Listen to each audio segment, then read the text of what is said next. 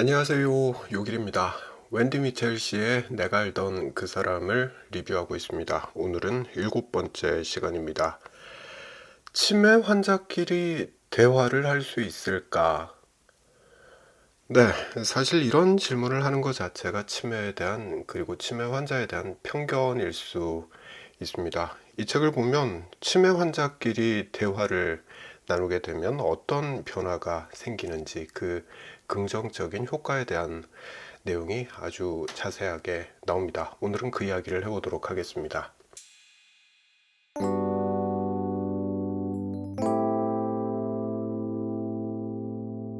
웬디 미첼 씨가 치매 관련 사회 활동을 무척 열심히 한다는 이야기를 지난 영상에서 했었습니다. 오늘은 영국 치매 학회에서 주최한 어느 행사에 미첼 씨가 참석했을 때 있었던 일에 대한 내용을 소개를 해드릴 텐데요. 이 행사엔 웬디 미첼 씨를 포함해서 치매 환자가 6명이 초대받았습니다. 먼저 행사가 시작되고 개회식이 열렸고요. 주최자가 나와서 인사를 하고 연사가 나와서 기조 연설을 하는 과정이 진행이 됩니다. 주목할 점은 연사 중에 한 명이 치매 환자였다라는 거예요. 아그네스 휴스턴 씨인데 아마 사진으로 보고 계신 이분일 것 같습니다. 스코틀랜드 분이고 2006년에 57세 나이로 초기 치매 진단을 받았습니다. 이분이 아주 유창하게 자신의 치매 경험담을 이야기합니다. 이걸 보면서 웬디 미첼 씨는 생각합니다. 와, 10년 전에 치매 진단을 받은 사람이라는데 아직까지 저렇게 멀쩡하네? 네, 그 생각을 하셨던 것 같아요. 여전히 정신도 맑아 보이고, 여전히 침착하고, 여전히 또박또박 말을 하는 거예요. 이 모습에서 굉장히 강한 인상을 받았던 것 같습니다. 미첼 씨는 사실 치매 진단을 본인이 받고 나서 제일 걱정했던 게 이거죠. 기억을 점차 잃게 된다는데 그러다가 결국엔 내 사랑하는 두 딸의 존재마저 잊어버리게 될까봐 이게 가장 걱정이 됐던 거예요. 근데 아그네스 휴스턴 씨는 10년이 지났는데도 너무 멀쩡하게 이야기를 하고 있다는 걸 두 눈으로 목격한 거잖아요. 그러니 이걸 보면서 반가운 거죠. 웬디 미첼 씨는 이렇게 이야기합니다. 내 가슴 속에 희망이 부푼다. 이런 거죠. 나도 저럴 수 있지 않을까. 10년 뒤에 나도 저 상태, 저 건강해 보이는 상태를 유지할 수 있지 않을까. 이런 희망이 생긴 거라고 말할 수 있을 겁니다. 너무 기분이 좋았겠죠. 자, 그리고 이 좋은 기분은 이어집니다.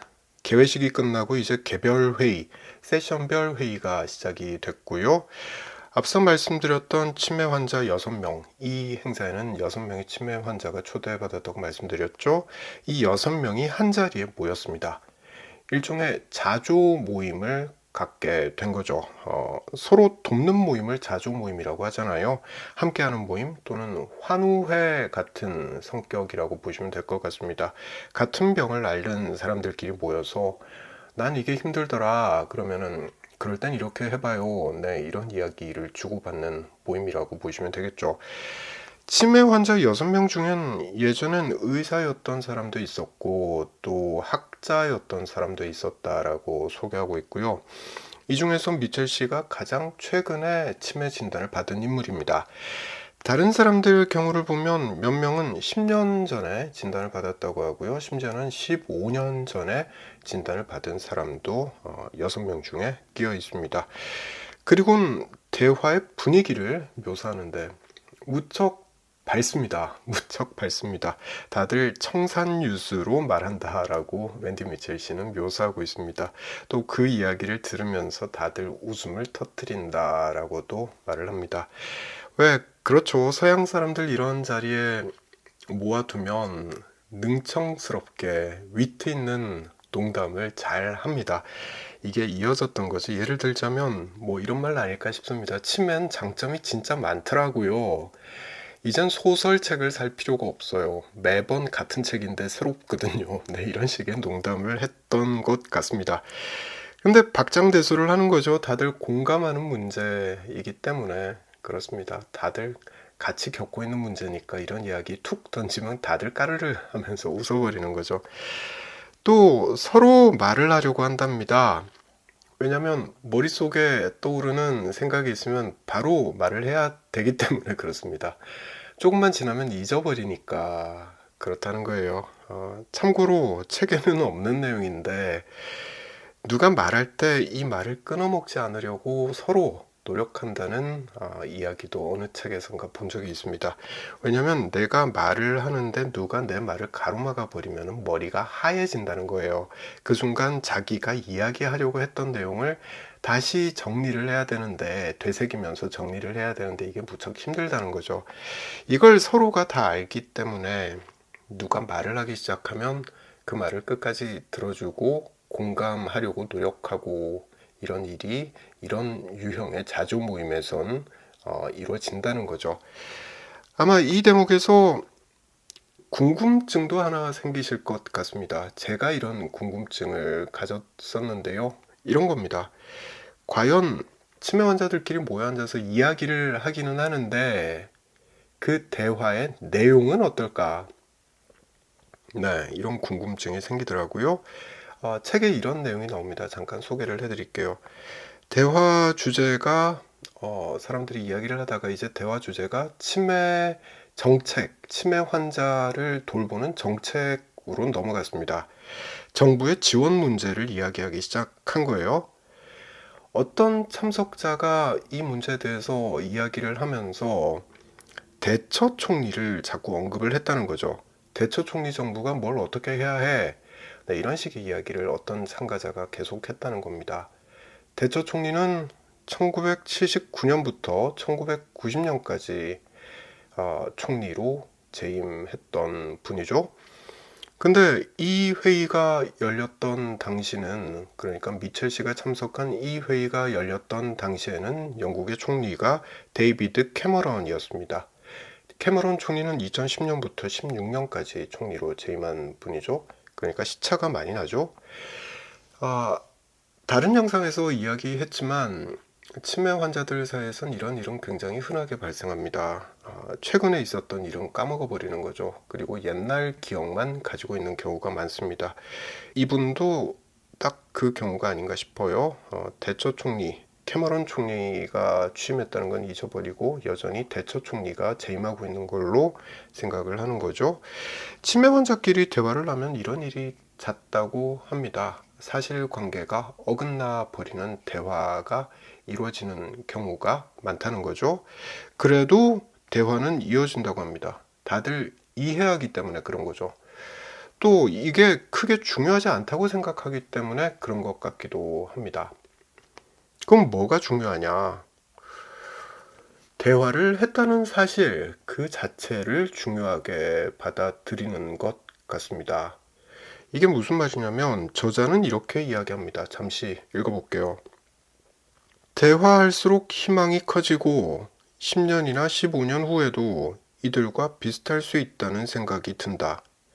더 많은 이야기를 공유하기로 마음먹고 내 말에 고개를 끄덕이는 이들을 보면서 공감대를 느낀다. 치매 걸린 지 10년, 15년이 지났는데도 사람들을 보니까 말도 잘하고 크게 웃고 한단 말이죠.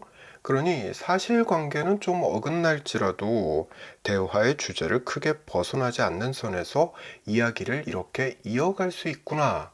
네, 이걸 깨닫게 되는 거죠. 그러니 희망이 생기는 겁니다. 그렇죠. 치매 환자들끼리의 대화. 네, 이렇게 무척 큰 역할을 하는구나 싶었습니다. 저자가 책에서 쓴 내용인데 이것도 잠시 읽어보도록 하겠습니다. 방금 만난 사람들이 아니라 가족 같다. 상실과 방치, 우리를 이해 못하는 사람들도 언급되지만 대개 웃음이 터진다. 그 방에서 주도권은 치매가 아니라 우리가 쥐고 있다. 점심 식사를 하려고 해산할 때 몇 달 만에 처음으로 강인해진 기분을 맛본다. 다시 말씀드리지만 웬디 미첼 씨도 치매 진단을 받고 나서 무척 걱정을 많이 했죠. 괴로워하고 걱정을 많이 했습니다. 당연한 거죠. 치료제가 없는 병에 걸린 거잖아요. 상태는 시간이 갈수록 점점 악화될 겁니다. 언젠가는 두 딸을 알아보지 못할까봐 걱정을 한 거예요. 근데 이날 치매 환자들끼리 대화를 하고 나서 갖게 된 감정은 희망입니다. 강인함을 느끼게 됩니다. 왜 이럴까? 이런 거죠. 잘만 관리하면, 그러니까 약 잘 먹고 운동 꾸준히 하고 또 사회 활동도 이렇게 지속하게 되면 10년이 지나도 15년이 지나도 내 정신 건강 상태가 내가 걱정했던 것만큼 그렇게 심하게 악화되진 않을 수 있구나 라는 걸 두 눈으로 확인했기 때문입니다. 그러니 희망을 가지게 된 거죠. 자, 우리도 이런 걸 좀 했으면 좋겠다는 생각을 이 책 보면서 하게 되더라고요. 우리도 이런 식의 치매 환자들의 자주 모임 이런 게 좀 활성화되면 좋겠다는 생각을 했던 겁니다. 안타깝게도 제 아버지 같은 경우는 이제 치매가 좀 많이 진행돼 버렸기 때문에 이런 모임에 참석하시는 것 자체가 힘들지 않을까 싶은 생각이 들고요.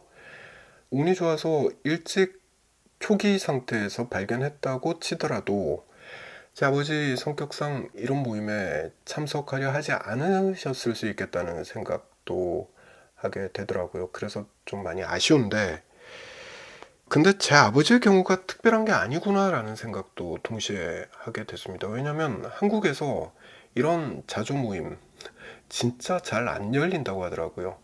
치매 환자 당사자들 간의 모임뿐 아니라 가족 모임도 잘 안 열린다고 합니다. 이런 가족 모임이 있으면 참 도움을 서로 많이 주고받을 수 있을 텐데 가족 모임도 잘 안 열리고 치매 환자들 간의 자족 모임도 잘 안 된다고 하더라고요.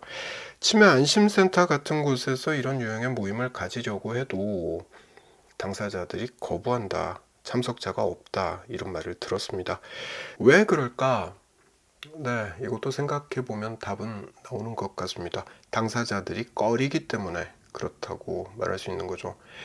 내가 치매라는 걸 인정하는 것도 힘들잖아요. 근데 이걸 공개하는 게 과연 쉬울까? 네, 이렇게 물어보면 이해가 가능한 부분이죠. 나 스스로 난 치매 환자야 라고 병식을 갖게 되는 거 자체가 힘듭니다. 근데 이걸 공개하고 치매 환자들끼리 모이는 자조 모임에 참석한다는 게 무척 힘들 거라는 거죠. 보호자도 마찬가지일 겁니다. 내 엄마가 내 아빠가 치매라는 거 이거 자체를 인정하는 게 힘들기 때문에 이런 자리에 참석하기가 쉽지 않겠다 싶은 거죠. 이게 다 사회적 분위기 때문에 그렇습니다. 달리 말하자면 사회적인 편견 때문에 그렇다고 이야기할 수 있겠죠. 지난 영상에서 이야기했었습니다. 치매 걸리면 이제 끝이다 라는 편견을 가지고 있고 치매 걸리면 아무것도 못해 라는 편견도 사람들은 가지고 있습니다. 이게 워낙 강하기 때문에 나 스스로가 내가 치매에 걸렸다 라는 사실을 인정하기 힘든 거죠. 또 타인의 눈이 불편하기 때문에 공개하지 못하는 게 아닐까. 네, 그런 생각을 해봤습니다. 하지만 웬디 미첼 씨 사례를 보면 진짜 잘 알 수 있죠. 치매 환자들끼리 모여서 이야기를 하면 어떤 일이 생기는지 너무나 잘 알 수 있습니다. 즐거울 수 있다는 거고요. 희망을 갖게 되죠. 잘 관리하면 퇴행을 많이 늦출 수 있다는 희망을 가지게 됩니다. 주변 사람들, 나보다 오래전에 치매 먼저 걸린 사람들의 사례를 보면서 이런 희망을 가질 수 있다는 거죠. 그러니 강인해진 기분을 느끼게 된다라는 거죠. 이런 사실이 좀 많이 알려졌으면 좋겠습니다. 네. 그래서 치매 환자 자주 모임이 좀 많이 만들어지고 활성화되면 좋겠다는 바람을 이 책을 보면서 가져봤습니다. 오늘 영상은 여기까지 할 거고요. 다음 영상도 웬디 미첼 씨가 쓴 내가 알던 그 사람에 대한 리뷰를 계속 해보도록 하겠습니다. 감사합니다.